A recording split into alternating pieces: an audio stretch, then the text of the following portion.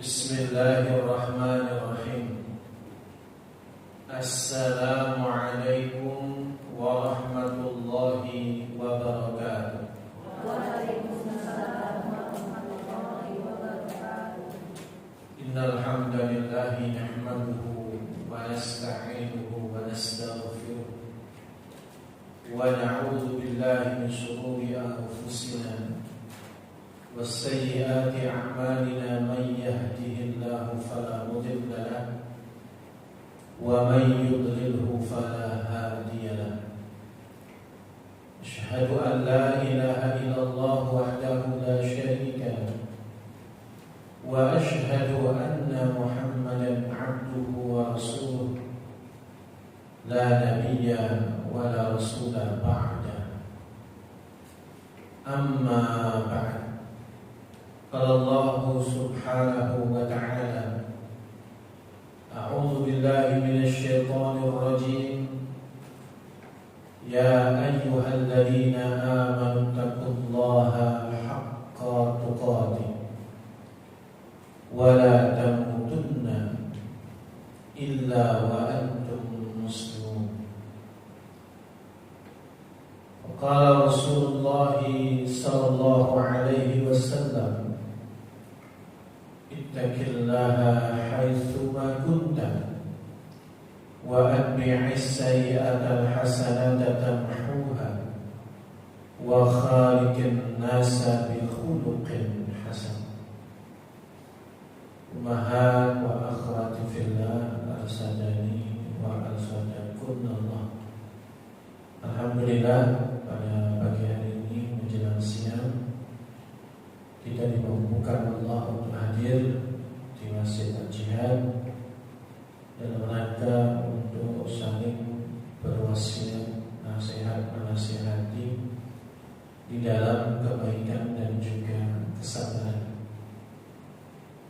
Salawat beriring salam semoga selalu tercurahkan kepada Nabi kita Nabi Muhammad sallallahu alaihi wasallam beserta keluarganya, para sahabatnya, serta para pengikutnya yang selalu senantiasa meneladani sunnah-sunnahnya hingga yaumil qiyamah.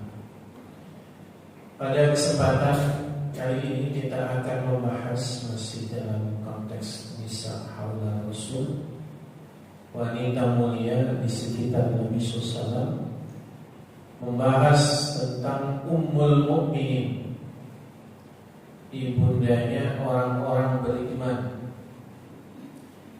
istri Rasulullah sallallahu alaihi wasallam, Hafsah binti Umar radhiyallahu anhuma. Semoga Allah meridhoi keduanya. Artinya karena Hafsah bagian dari sahabat, begitu pula ayahnya Umar juga sahabat, maka kedua orang ini berarti radhiyallahu anhuma.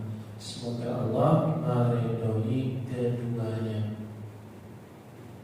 As-Sawwamah wal Qawwamah, ada satu gelar yang memang disematkan kepada sosok Hafsah binti Umar, yaitu adalah As-Sawwamah dan juga Al-Qawwamah. Apa itu nanti kita akan bahas.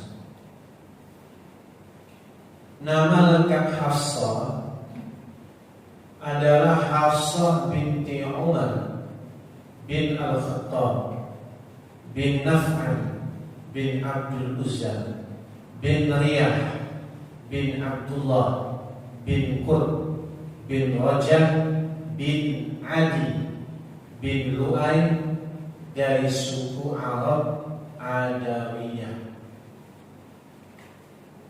Jadi kalau kita bicara nasab, masih sama keturunan Quraisy dari Bani Adi, maka disebut Adawiyah. Berarti marganya masuk pada bangsa Adi.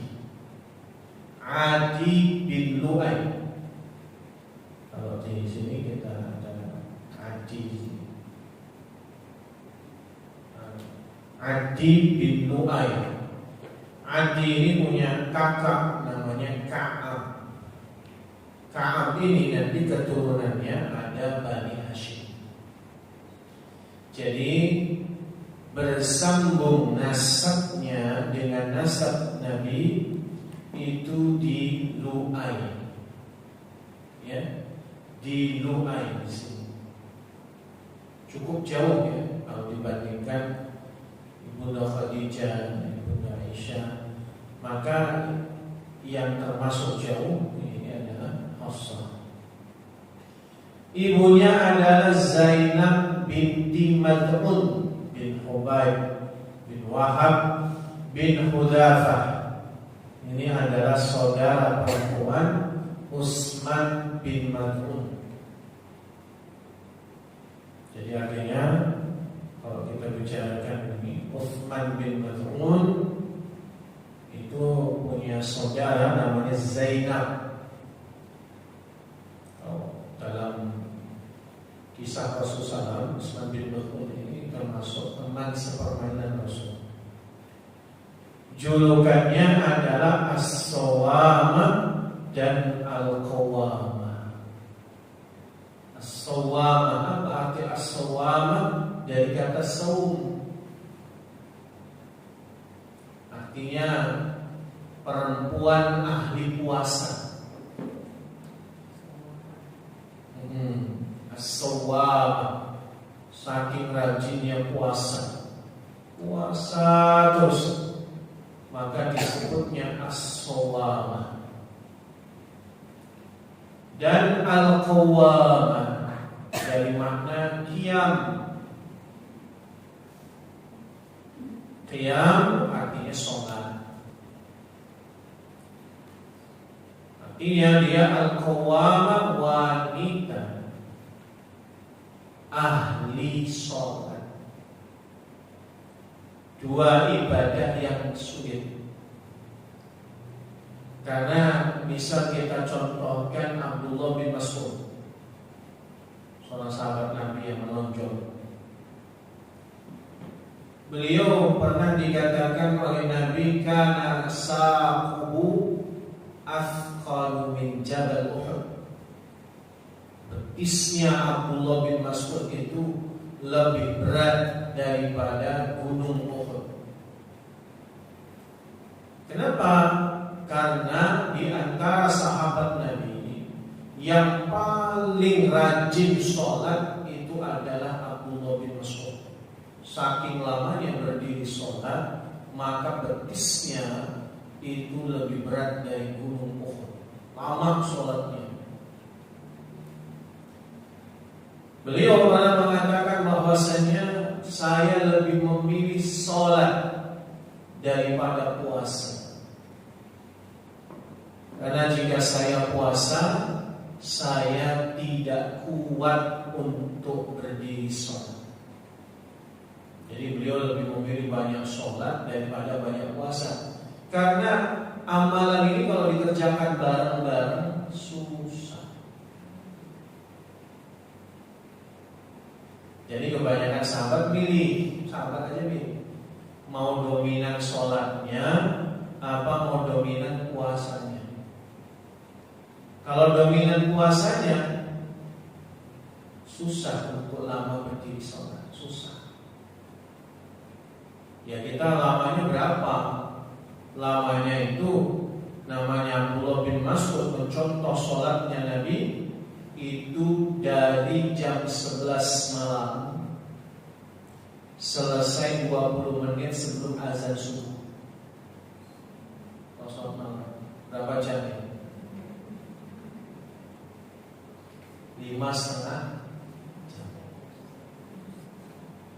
5,5 jam kalau sholat malam. Lama berdirinya. Nah sehingga butuh energinya. Tetap butuh energi. Di samping itu beliau, maaf secara fisik itu betisnya ini fisiknya lebih maksudnya betisnya itu kurus. Makanya tadi kalau dia banyak puasa, tidak kuat berdiri sholat lama-lama. Maka beliau memilih antara apakah banyak sholat atau banyak puasa. Kenapa kita ungkap Abdullah bin Mas'ud sebagai contoh? Ini sahabat mulia, ulamanya para sahabat. Disinilah kita bicara keunggulan seorang Hafsah. Bukan hanya banyak puasa, tapi banyak pula sholat malamnya. Kan tadi ya, sulit orang yang rajin sholat malam, puasanya biasanya dikorbanin, nggak kuat. Ini dua-duanya jalan semua. Wanita ahli puasa plus wanita ahli sholat malam. Jadi dua ibadah sulit digabungkan menjadi keutamaan khusus seorang Hafsah binti Umar. Keutamaan Hafsah, ia sangat mencintai Nabi Sallallahu Alaihi Wasallam. Besar cintanya kepada Rasul. Buktinya apa? Buktinya Hafsah selalu mencari ridho Rasulullah SAW dan menjalankan apa yang ia inginkan, juga menjauhi apa yang beliau benci. Makanya nanti Hafsah itu sepeninggal Rasulullah SAW, dia tidak pernah keluar rumah, dia tidak pernah kemana-mana kecuali bersama Rasulullah SAW. Makanya walaupun suaminya sudah meninggal, pesan-pesannya selalu dipegang. Itu Hafsah. Kebanyakan ya kalau sudah meninggal lama ya, tentunya lupa dengan pesan-pesan suami. Ini suami sudah meninggal, dia tidak akan keluar rumah kecuali izin suami. Tapi suami sudah meninggal, makanya beliau lebih suka di dalam rumah. Pernah ditanyakan kepada Rasulullah, siapakah wanita yang paling baik? Jawab beliau, yang paling menyenangkan jika dilihat suaminya, mentaati suami jika diperintah, dan tidak menyisih suami pada diri dan hartanya sehingga membuat suami benci. Jadi istri solehah itu prototipenya. Ini lagi bayangin Hafsah, paling menyenangkan jika dilihat suami. Jadi suami itu kalau melihat istri itu senang. Gimana caranya? Skincare-nya mahal ya? Enggak ya. Intinya menyenangkan suami dengan akhlak yang baik, nurut sama suami. Itu rahasia yang membuat suami itu senang melihat istrinya. Mau skincare mahal, tapi cemberut terus, ya, manyun terus, nyinyir terus, maka suami juga tidak senang. Ini utama Hafsah. Hafsah dikenal sangat cerdas, ya, karena ayahnya sangat cerdas juga. Ia diajarkan khusus oleh Nabi Sallallahu Alaihi Wasallam sampai ia mahir dalam kitabah penulisan, karena diajarkan oleh Ashifa binti Abdillah, wanita cerdas di masanya. Jadi nanti kelebihan Hafsah salah satunya adalah tulisannya bagus, ahli menulis.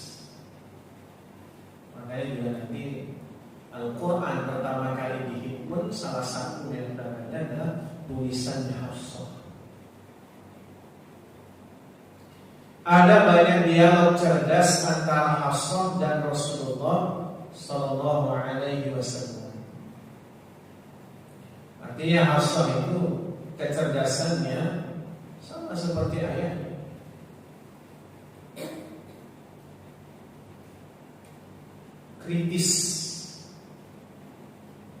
Kritis bukan ngeyel, tapi kritis yang sifatnya membangun. Maka di dalam berbagai macam literatur itu disebutkan bagaimana Rasulullah sering berdialog pula dengan Hafsah dengan dialog yang memang produktif, cerdas.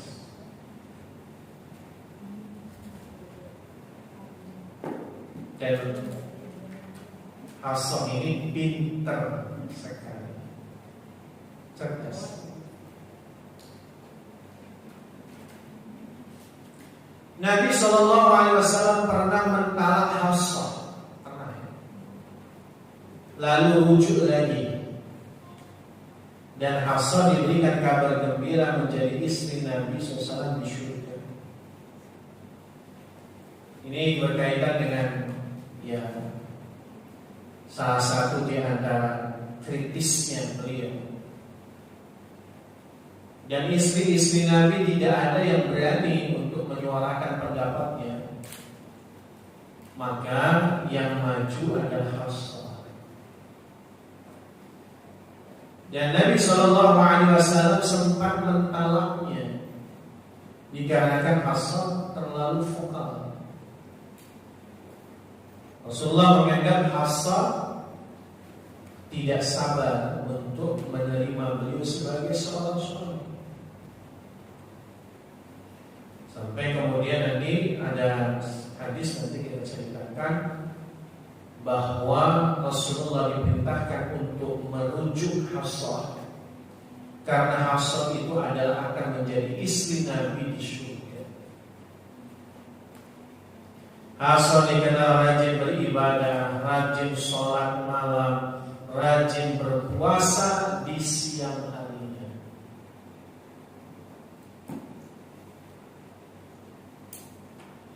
Hadis yang menyuarakan tadi yang menjelaskan tentang Rasul diperintahkan untuk merujuk Hafsah. Ini hadisnya.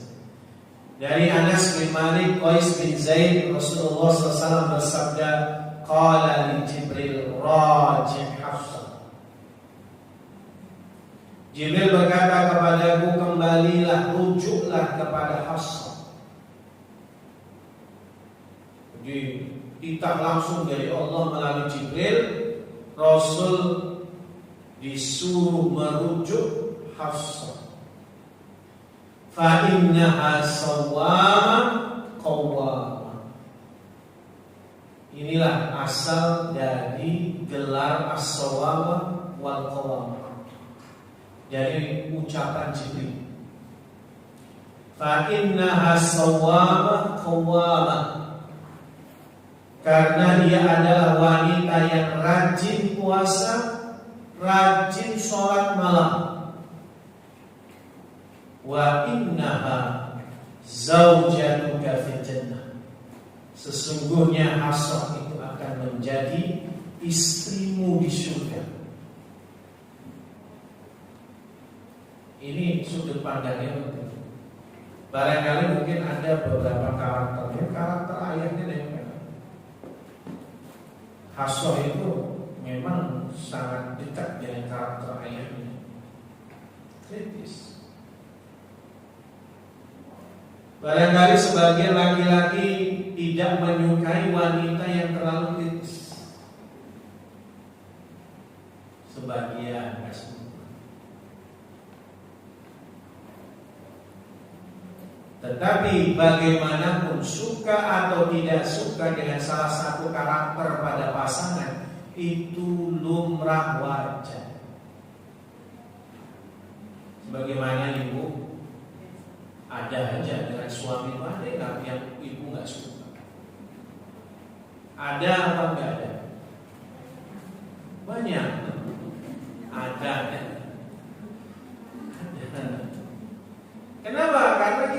tercipta berbeda, dari keluarga berbeda, lingkungan berbeda, pendidikan berbeda, personality berbeda, maka otomatis mesti ada yang karakter yang kita nggak suka, kebiasaan-kebiasaan yang kita nggak suka dari pasangan kita, itu mesti niscaya.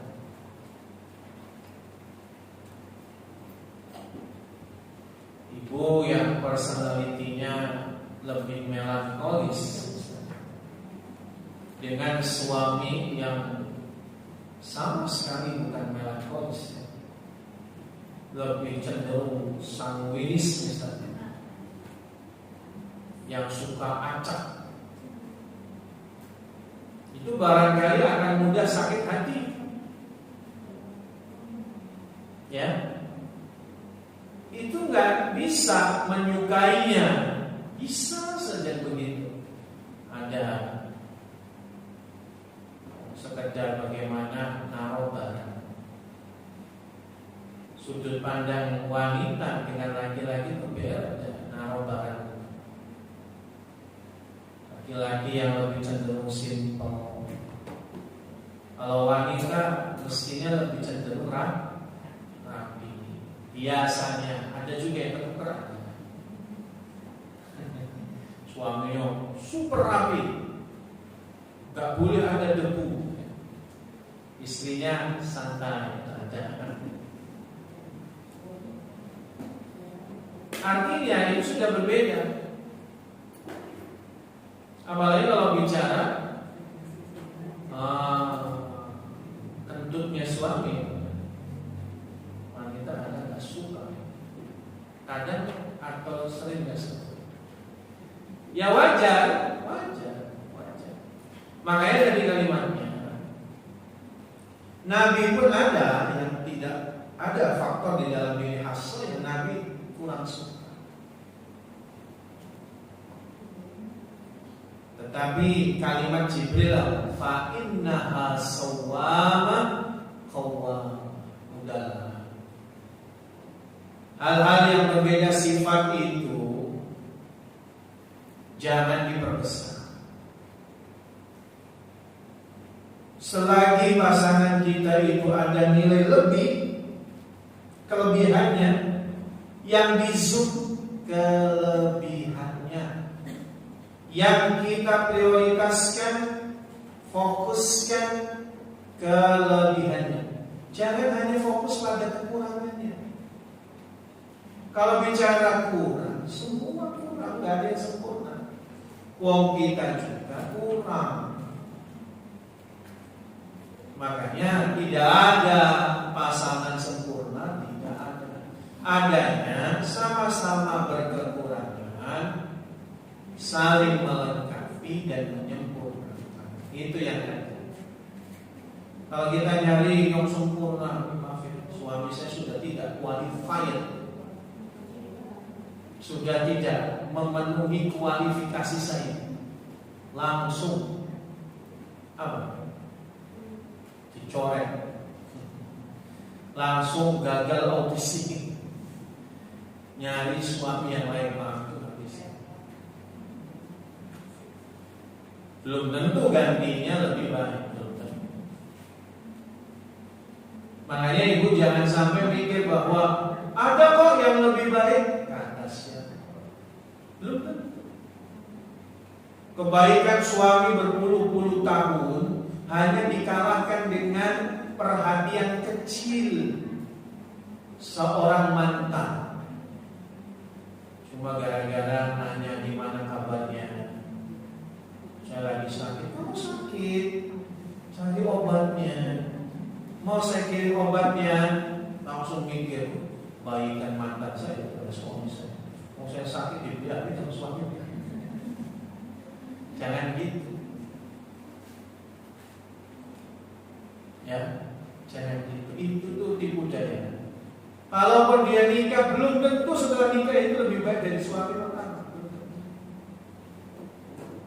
Ini benar ada seorang umahat yang minta konsultasi saat gimana ya? Saya mau cerai dengan suami. Kenapa cerai dengan suami? Saya pengen nikah dengan seorang ustaz. Ini bukan saya ya, bukan Ustaz lain. Ustaz lain, Ustaz lain. Jadi dia itu pokoknya ada hubungan apa?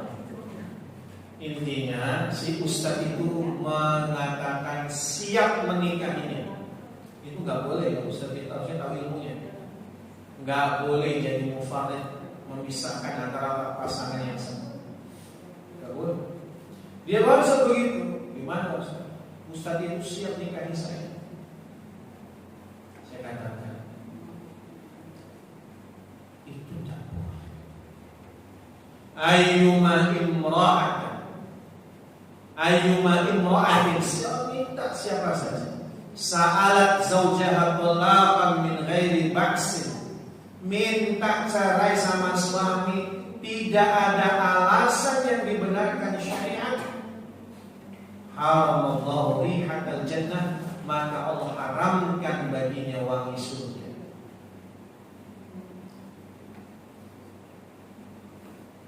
Jadi bukan alasan syar'i kalau hanya gara-gara saya jatuh cinta pada orang lain.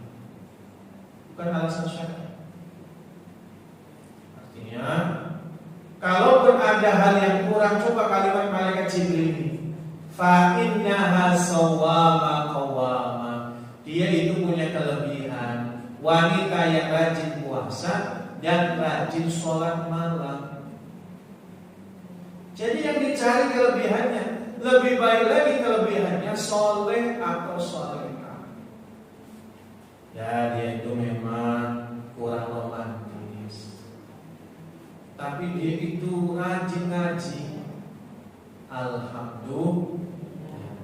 Gitu. Cari kelebihannya. Wa innaha zawjatuka fil jannah, dan ia Hafsah itu adalah akan jadi istrimu di surga. Tahun kelahiran Hafsah dilahirkan pada tahun yang sangat terkenal dalam sejarah orang Quraisy, yaitu ketika Rasulullah memindahkan Hajar Aswad ke tempatnya semula setelah Ka'bah dibangun kembali setelah roboh karena banjir. Jadi kira-kira Nabi umur 35 tahun. Ada peristiwa renovasi Ka'bah. Nah, peristiwa renovasi Ka'bah itu adalah hari lahirnya Hafsah.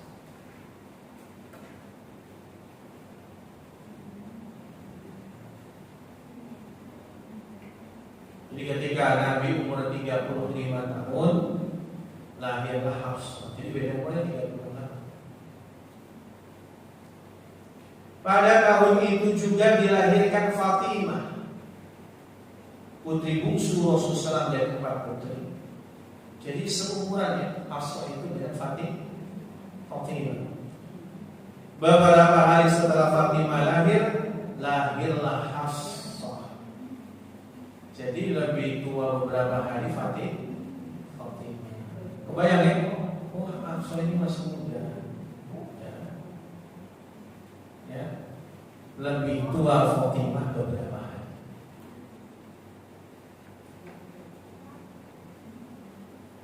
Jadi memang Masya Allah ya, Hafsah ini orang yang memang luar biasa. Bagaimana sikap Umar mendengar bahwa yang lahir adalah bayi wanita? Umar sangat berat dan resah. Sebagaimana kebiasaan bapak-bapak Arab Quraisy ketika mendengar berita kelahiran anak perempuannya. Padahal jika saja ketika itu Umar tahu bahwa kelahiran anak perempuannya membawa keberuntungan, itu nanti dari istri Rasulullah, tentu Umar akan menjadi orang yang paling bahagia. Jadi orang Arab Jahiliyah ini sebelum Islam ya, itu tidak suka kalau punya anak perempuan. Bahkan sebagian mereka membunuh anak perempuan mereka hidup-hidup. gara-gara malu punya anak perempuan. Arab jahiliyah ya. Sampai datanglah Rasulullah SAW diutus menghapus budaya jelek tersebut. Bahkan Nabi lantang mengatakan, siapa yang punya 2 anak perempuan, dia asuh dengan baik sampai dia nikah dengan lelaki yang saleh, kana hijaban minan nar, maka keduanya akan menjadi tameng orang tuanya dari api neraka. Dalam hadis yang lain riwayat Imam Bukhari, kana, maka 2 man ala jariyatain, siapa yang mengurus 2 anak perempuan, maka dakhala jannah, dia masuk surga. Jadi budaya jelek itu dihapus dengan Islam. Islam angkat tinggi-tinggi namanya wanita. Setiap orang yang punya anak perempuan 2, maka dia akan jadi tameng api neraka dan memasukkan kedua orang tuanya ke surga. Lalu ada sebagian yang berkata, bagaimana kalau saya punya 1 ya Rasulullah? Maka Rasulullah mengatakan, fawahidah, maka 1 pun bolehlah. Jadi Allah tinggikan tuh namanya wanita. Sampai-sampai sejarah Islam tidak pernah terlepas dari wanita. Siapa yang pertama kali masuk Islam? Wanita. Khadijah wanita. Siapa yang gugur pertama kali sebagai mati syahid? Wanita. Sumayyah. Dan seterusnya. Masa pertumbuhan. Sayyidah Hafsah dibesarkan dengan mewarisi sifat ayahnya. Namanya dia Hafsah. Ada 2 sudut pandang. Hafsah itu berasal dari Hafsun. Hafsun itu singa. Karena Umar itu julukannya singa padang pasir.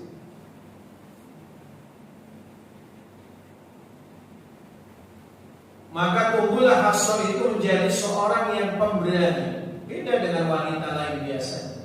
Kepribadiannya kuat dan seorang yang tegas. Makanya Aisyah, mandunya, yang suka sekali iri cemburu sama Hafsah, melukiskan bahwa sifat Hafsah itu ya sama persis dengan ayahnya. Sama persis. Seorang yang benar-benar gigih di dalam mempertahankan kebenaran, tidak punya rasa takut kecuali kepada Allah. Kelebihan lain, tapi ini tidak menjadikan Hafsah orang kasar, jangan, tidak. Umar itu tidak kasar, Umar itu tegas, temperamental. Adapun Hafsah tegas, bukan temperamental. Sosok yang tetap lembut, pinter masak lagi. Hafsah itu pinter masak. Maka nanti dalam beberapa kesempatan Aisyah itu cemburu gara-gara masakannya Hafsah. Kenapa? Karena lagi gilirannya di Bunda Aisyah, Rasul mampir ke rumahnya Hafsah hanya gara-gara masakan buburnya Hafsah yang enak. Maka terjadilah Aisyah menampik mangkok isi bubur dari Hafsah. Itu kejadian begitu. Artinya tetap ada sisi feminin, bukan berarti dia sosok yang laki-lakian, bukan, tetap lembut, perempuan yang sangat feminin, tetapi tegas, bukan kasar, tegas. Kelebihan lain yang dimiliki Hafsah adalah kepandaiannya membaca dan menulis. Padahal ketika itu kemampuan tersebut belum lazim dimiliki oleh kaum perempuan. Kalau bicara hafalan, Ibunda Aisyah itu kita bahas kemarin sangat cerdas. Tapi Hafsah punya kelebihan tulisannya, pintar membaca dan menulis. Memeluk Islam, Hafsah tidak termasuk ke dalam golongan yang pertama masuk Islam. Sebabnya apa? karena ya jelas ayahnya saja bukan menjadi pertama musuh Islam, bahkan menjadi musuh utama umat Islam hingga tahun ke-6 kenabian. Umar itu baru masuk di urutan ke-61. Ya, tentunya Hafsah sebagai putrinya sama. Setelah menyatakan keislaman, Umar bin Khattab segera menemui sanak keluarganya, mengajak mereka memeluk Islam. Seluruh anggota keluarganya menerima ajakan Umar, termasuk Hafsah yang saat itu berusia kurang lebih 10-an tahun. 10 atau 11 tahun. Jadi baru 10 menginjak 11. Karena memang Umar bin Khattab itu kira-kira masuk di tahun ke-6 awal 6 kenabian. Menikah dan hijrah ke Madinah. Keislaman Umar membawa keberuntungan yang sangat besar bagi kaum muslimin dalam menghadapi kekejaman kaum Quraisy. Kabar keislaman Umar memotivasi para muhajirin yang berada di Habasyah untuk kembali ke tanah asal mereka. Di antara mereka yang kembali dari Habasyah, terdapat seorang pemuda bernama Khunais bin Hudafah As-Saham. Namanya Khunais, ini pemuda bagus, pemuda baik, orang Islam. Nah, pemuda inilah sampai di Mekah, dia segera mengunjungi Umar bin Khattab. Lalu dia melihat sosok Hafsah. Berarti umurnya Hafsah sekitar 11-12 tahun. Dia meminta Umar untuk menikahkan dirinya dengan Hafsah. Umar pun merestuinya. Pernikahan antara Mujahid dan Mukminah mulia pun berlangsung. Rumah tangga mereka sangat bahagia karena dilandasi keimanan dan ketakwaan. Berarti Hafsah menikah di tahun kira-kira ke-7 kenabian. Kalau 7 kenabian itu kira-kira 6 tahun sebelum hijrah ke Madinah. Ketika Allah menerangi penduduk Yasrib sehingga memeluk Islam, Rasul menemukan sandaran baru yang membantu kaum muslimin. Karena itulah dia mengizinkan kaum muslimin hijrah ke Yasrib dari Madinah untuk menjaga akidah mereka sekaligus menjaga mereka dari penyiksaan dan kezaliman kaum Quraisy. Dalam hijrah ini, Hafsah dan suaminya ikut hijrah ke Yasrib. Jadi 6 tahun setelah menikah. Ketika itu datanglah cobaan dan gajah. Tahun 2 Hijriah meletus peperangan pertama antara umat Islam dan kaum musyrikin Quraisy, yaitu dalam perang Badar. Dalam peperangan ini Allah menunjukkan kemenangan bagi hamba-Nya yang ikhlas, sekalipun jumlah mereka masih sedikit. Kita kenal dalam sejarah kaum muslimin jumlahnya cuma 313. Sedangkan musuhnya berapa? 1000 orang. Jadi jumlah yang sedikit melawan yang banyak. Tetapi Allah tetap memenangkan perang Badar. Dan Khunais termasuk salah satu anggota pasukan kaum muslimin yang mengalami luka yang cukup parah sekembalinya dari peperangan Badar tersebut. Jadi kalau perang Badar itu dimenangkan kaum muslimin, 70 orang Quraisy gugur, sementara dari kubu kaum muslimin ada 14 orang, termasuk beberapa luka-luka. Nah, yang luka-luka ini termasuk adalah Khunais, suami Hafsah. Hafsah senantiasa berada di sisinya dan mengobati luka yang diderita suaminya. Namun Allah berkehendak lain, memanggil Khunais sebagai syahid dalam peperangan pertama melawan kebatilan dan kezaliman, sehingga Hafsah menjadi janda. Usianya berapa jandanya? 18 tahun. Jadi beliau menjanda di umur 18 tahun. Namun Hafsah memiliki kesabaran atas cobaan yang menimpa. Yang nggak sabar bapaknya. Umar sangat sedih karena anaknya menjadi janda di usia yang sangat muda, masih 18.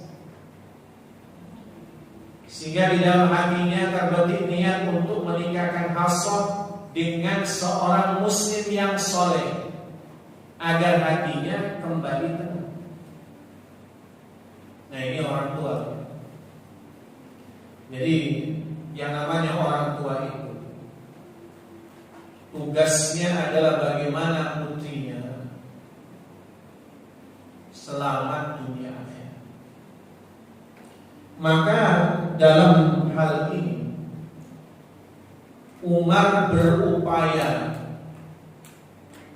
untuk bagaimana anaknya tidak sendirian. Maka salah satu tuntunan kita itu adalah bagaimana ada anak kita, keluarga kita, dan ini menjadi berbagai macam sifatnya. Mungkin juga ada plus dan minusnya. Itu mendorong yang sendirian untuk menikah. Jadi yang masih sendirian didorong untuk menikah. Karena apa? Itu lebih baik, lebih selamat. Dan Umar mikirnya ke sana. Dan bukan yang dicari adalah kekayaan, tapi bagaimana yang dicari adalah muslim yang saleh. Jadi namanya nyarikan jodoh untuk anak kita itu, jangan yang mikirnya kaya. Menantu kaya belum tentu bikin bahagia, malah sombong, banyak tingkah. Kalau kaya soleh baru itu dia yang kerja.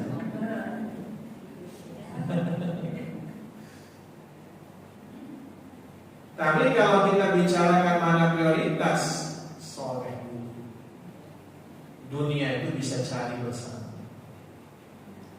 Kalau orang soleh mestinya nggak pemalas, nggak apa-apa belum kaya, tapi dia giat bekerja, siap mencari nafkah.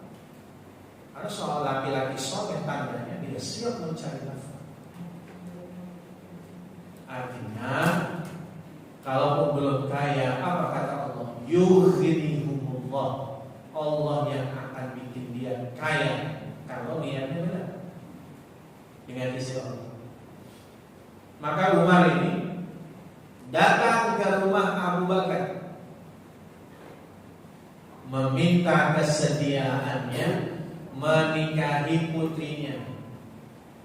Abu Bakar itu usianya 2 tahun lebih muda dari Rasulullah, 8 tahun lebih tua dari Umar. Mikir lagi gitu.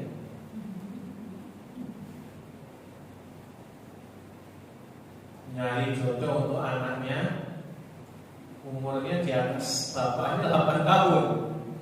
Kalau di kultur kita wow banget kan. Tetapi karena tujuannya adalah, dan Abu Bakar saat itu sudah punya istri juga, istri dan punya anak. Jadi ya sama Aisyah juga, punya anak Aisyah. Cuma karena orientasinya bahwa Abu Bakar itu adalah salah satu sahabat yang dijamin masuk surga, tenang sebagai orang tua, ini laki-laki soleh. Tapi Abu Bakar diam, tidak jawab sedikit pun. Umar datang menemui Utsman bin Affan, minta dia untuk menikahi putrinya. Akan tetapi Utsman berada dalam kesedihan. Karena istrinya Ruqayyah pun baru meninggal dunia, dia tapi cocok. Tapi Utsman menolak permintaan Umar.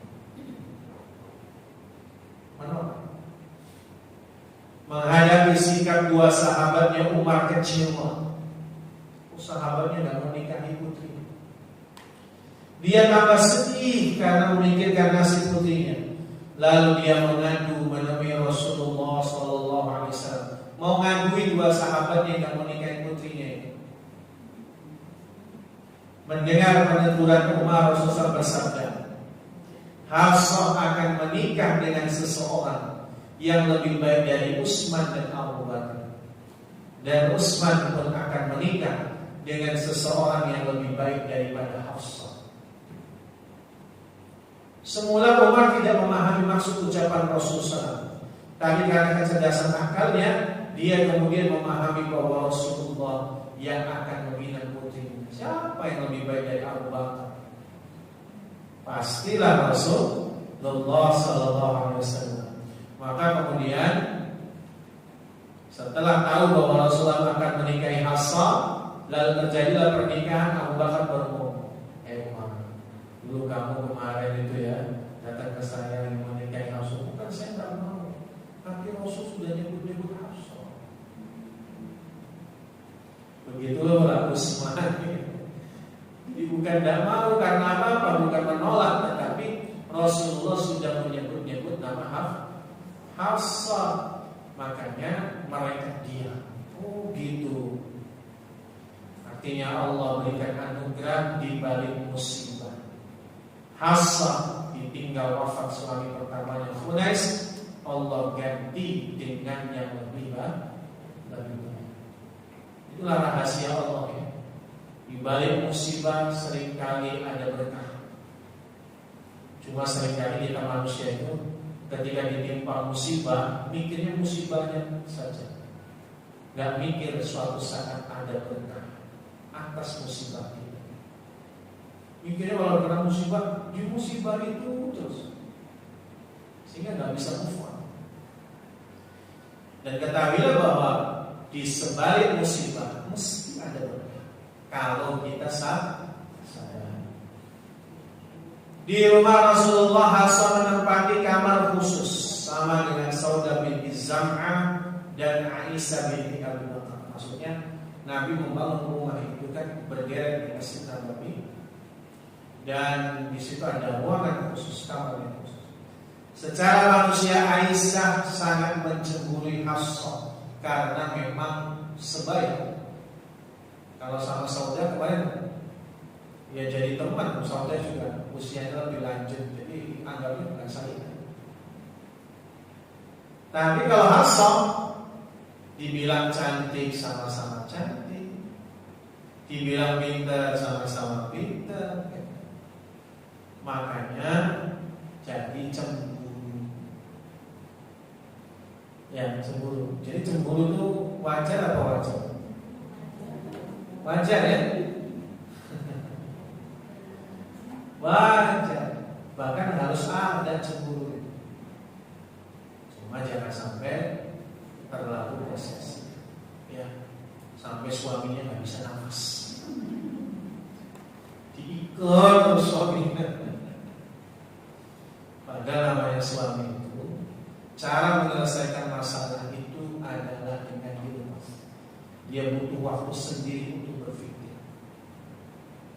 Kalau perempuan punya masalah itu pengennya dibicarakan sedetail-detailnya, sejelas-jelasnya, sampai sebanyak-banyaknya.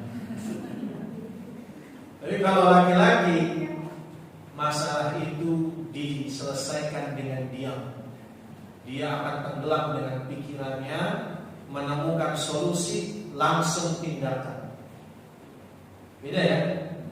Beda di sini. Itulah makanya kenapa ibu-ibu harus sabar. Ketika suami ya, diajak ngobrol, itu kadang-kadang nggak tahan dengan obrolan. Karena memang beda.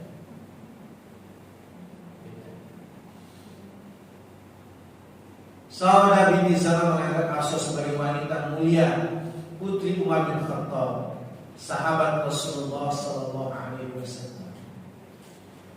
Di rumah Rasulullah, Umar memahami bagaimana tingginya kedudukan Aisyah di hati Rasulullah. Dia pun mengetahui bahwa orang yang menyebabkan kemarahan Aisyah sama halnya menyebabkan kemarahan Rasulullah. Dan yang ridho terhadap Aisyah, ridho terhadap Rasulullah. Maka dia berpesan pada putrinya agar berusaha dekat dengan Aisyah dan mencintainya. Selain itu Umar meminta agar Hafsah menjaga tindak tanduknya sehingga di antara mereka berdua tidak terjadi perselisihan. Kalimatnya itu, hei anakku, ayahnya Aisyah itu lebih baik daripada ayahmu, dan Aisyah lebih Rasulullah cintai daripada dirimu. Kalau kamu ingin meraih cinta Rasulullah, maka cintailah Aisyah. Dan itu dipegang sama Hafsah. Hafsah itu tidak pernah nyari perkara kepada Aisyah, ngalahkan orang, karena pesan-pesan itu jelas. Ya, apalagi tadi karena sebaya, jadi mudah cemburu Aisyah, wanita pencemburu. Sehingga harus hati-hati. Dan perihal tadi mangkok yang jatuh, gitu. Kesalahpahaman yang bersumber dari rasa cemburu memang sangat manusiawi. Jika di antara mereka terjadi kesalahpahaman yang bersumber dari rasa cemburu, manusiawi. Dengan lapang dada Rasulullah mendamaikan mereka tanpa menimbulkan kesedihan di antara istri-istri. Disangka gampang ya? Ya, Masya Allah. Salah satu contoh nih, suatu ketika Rasul mampir di rumah Hafsah, berhenti di situ lebih lama dari biasanya karena tadi mau makan. Lantas Aisyah bertanya mengenai apa yang terjadi. Katakan kepadaku. Jadi ini, Nabi itu saatnya giliran dengan ibu Aisyah. Sementara rumahnya Hafsah itu mesti melewati Aisyah. Jadi harusnya kalau dari Masjid Nabawi, Nabi nggak kemana-mana, langsung ke rumah Ibu Aisyah, dan ini mampir ke rumah Hafsah.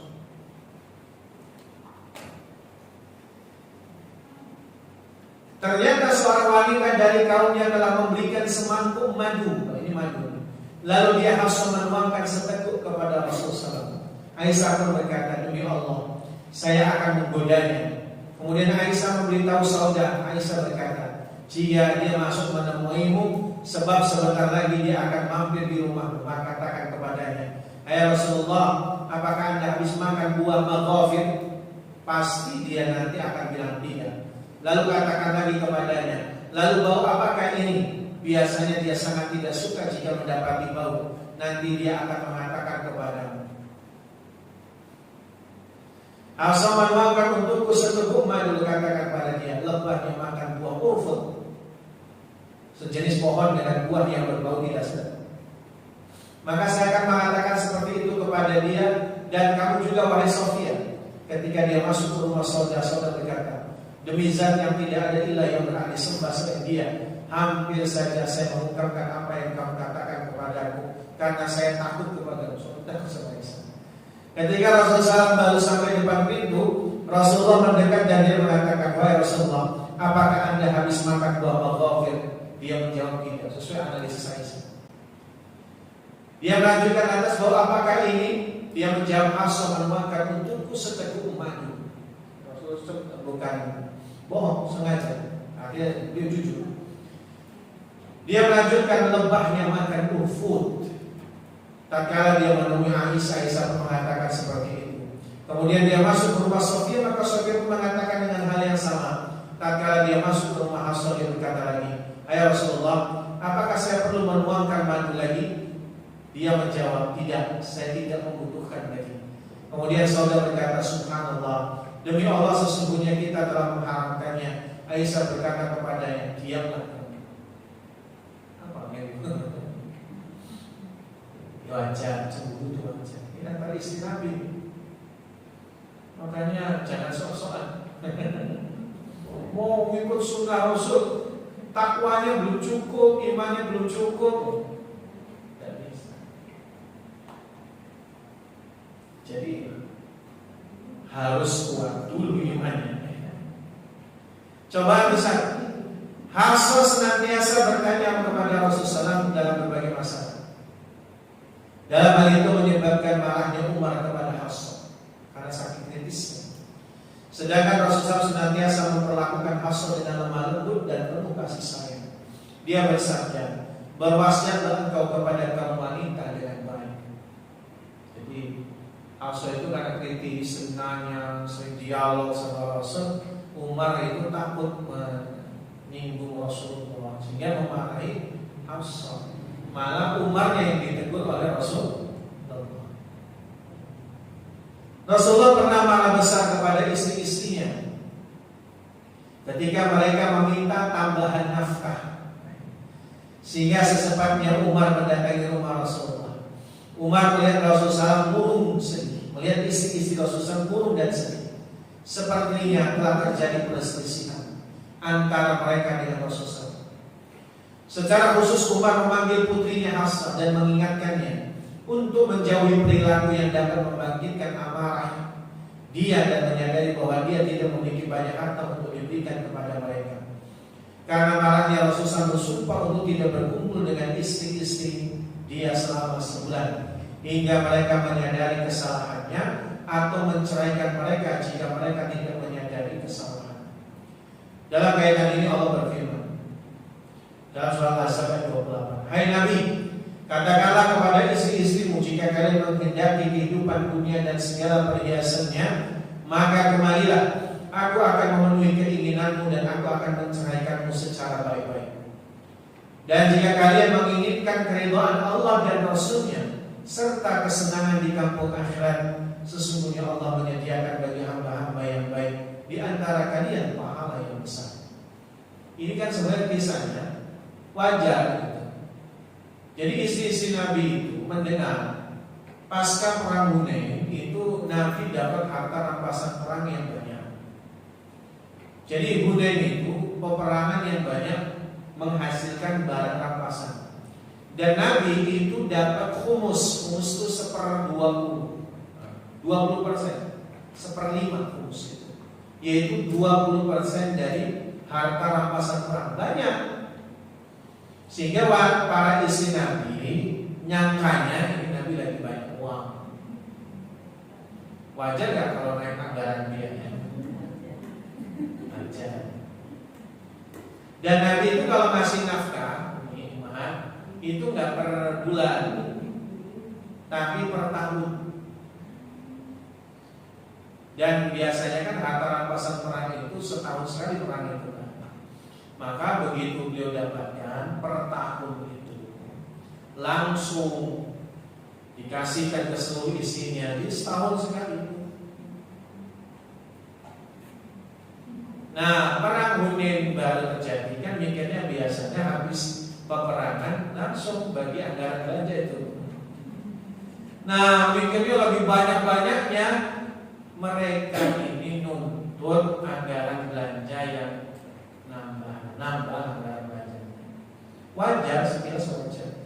Cuma mereka nggak tahu ternyata perang Hunain ini banyak harta rampasan perang, tetapi banyak pula dibagikan oleh Rasulullah kepada yang membutuhkan. Termasuk porsinya dipakai pula bagi para mu'alaf. Pada saat itu banyak mu'alaf 2000 orang. Sehingga Nabi SAW walaupun mungkin banyak harta rampasan perang jatah beliau udah habis duluan. Gitu. Mereka masih merengek, pengen nambah belanja. Ya wajar ya punya sampai naik itu wajar. Sehingga apa? Sehingga mereka minta sama Nabi itu, akhirnya Nabi marah dan hendak menceraikan mereka sampai turun surat Al-Ahzab ayat 28. Pemilik mushaf yang pertama. Karya besar Hafsah bagi Islam adalah terkumpulnya Al-Quran di tangannya setelah mengalami penghapusan, karena dialah satu-satunya istri Nabi yang pandai membaca dan menulis. Paling pandai. Tadi kalau kita bicara kecerdasan, sama-sama cerdas. Tapi Ibunda Aisyah itu lebih cerdas dalam menghafal dan meriwayatkan. Sementara Hafsah lebih fokus pada membaca dan menulis. Pada masa Rasulullah Al-Quran terjaga di dalam dada dan dihafal oleh para sahabat, kemudian dituliskan pada pelepah kurma atau lembaran yang tidak terkumpul dalam satu kitab khusus. Maka pada masa Khalifah Abu Bakar, para penghafal Al-Quran banyak yang gugur dalam peperangan Riddah, memerangi kaum murtad. Kondisi seperti itu mendorong Umar bin Khattab untuk mendesak Abu Bakar mengumpulkan Al-Quran yang tercecer. Awalnya Abu Bakar merasa khawatir kalau mengumpulkan Al-Quran dalam satu kitab itu merupakan sesuatu yang mengada-ngada karena zaman Rasul tidak pernah dilakukan. Akan tetapi atas desakan Umar, Abu Bakar akhirnya memerintahkan Hafsah mengumpulkan Al-Quran, menyimpan dan memeliharanya, menulisnya, dan terkumpullah mushaf, buku Al-Quran. Dalam bahasa Arab ya, namanya sahfa, itu lembar satu. Tapi kalau suhuf, lembaran-lembaran. Tapi kalau lembaran-lembaran dikumpulkan, ada covernya, itu namanya mushaf. Jadi mushaf Al-Quran yang pertama kali yang nulis Hafsah, yang ngumpulin Hafsah, yang menyimpan Hafsah.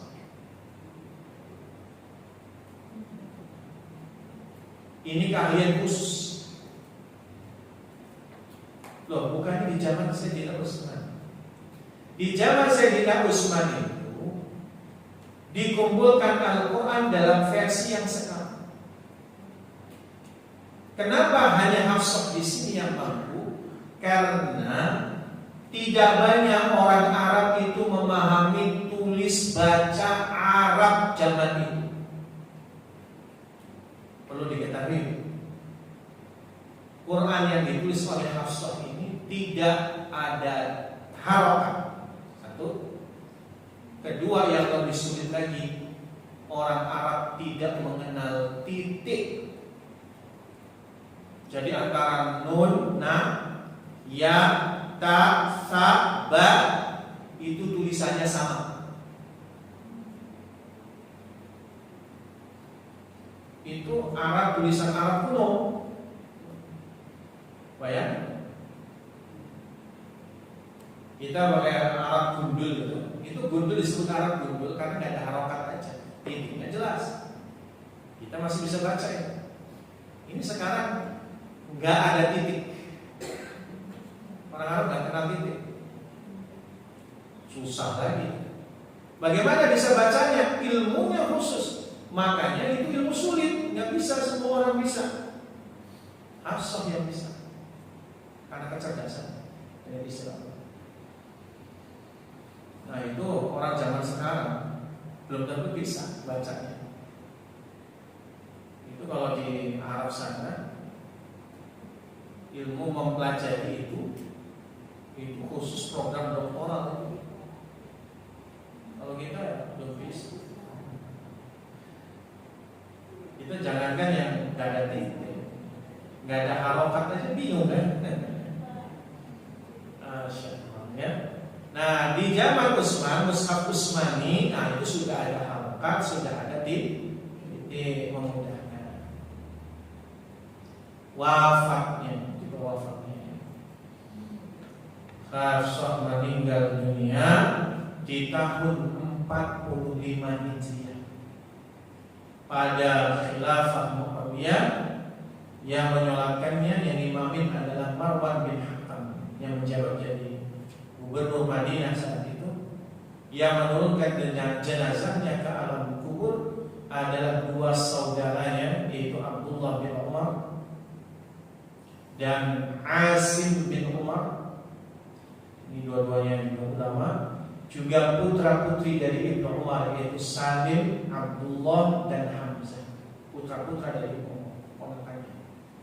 Karena Hafsah itu dari pernikahan pertama dan pernikahan dengan Rasulullah SAW tidak dikaruniai anak.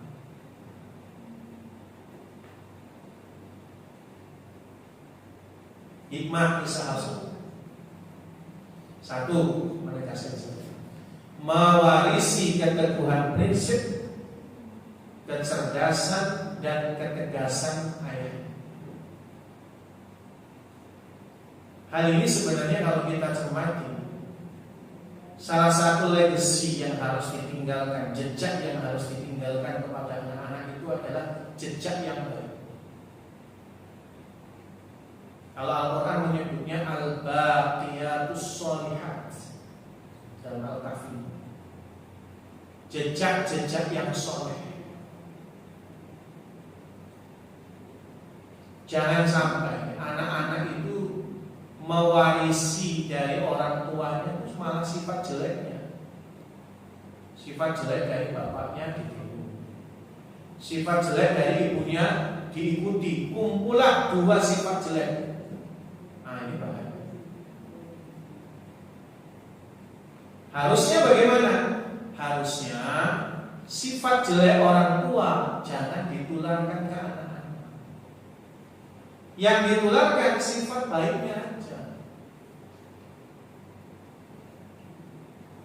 Tapi yang namanya anak-anak itu ya duplikat orang tuanya, bahaya. Makanya ibu, kalau kita punya sifat jelek, diminimalisir, jangan di depan anak.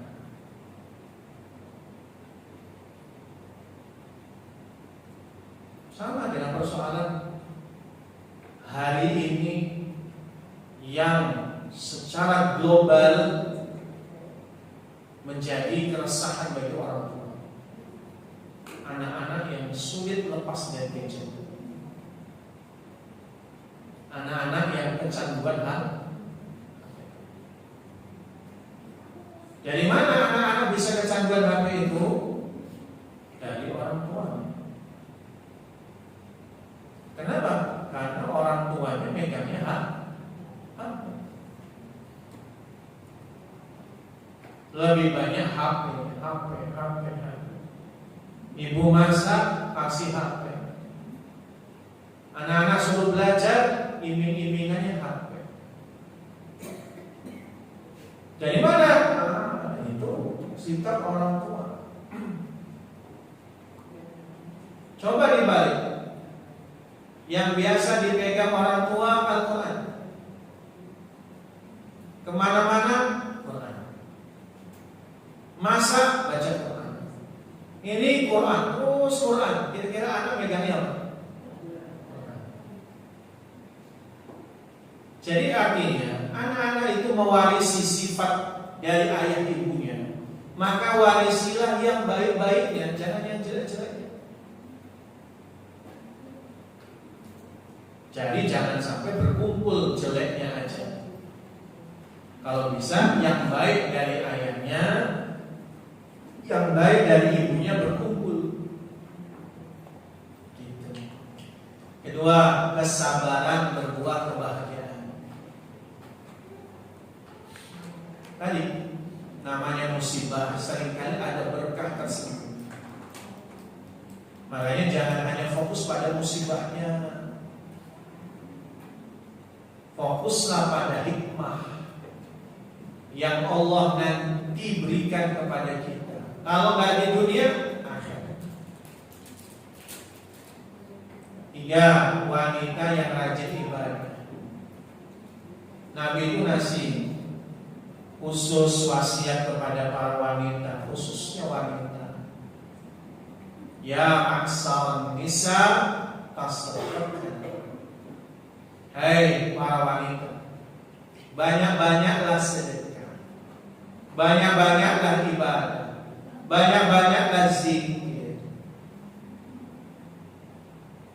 Kenapa laki-laki? Bukan berarti laki-laki enggak, tapi sebagai wanita hari ini itu sentral, menjadi benteng keluarga, benteng negara. Kalau para laki-lakinya nggak banyak diharapkan, susah ngaji, susah. Ya udahlah, wanitanya dulu.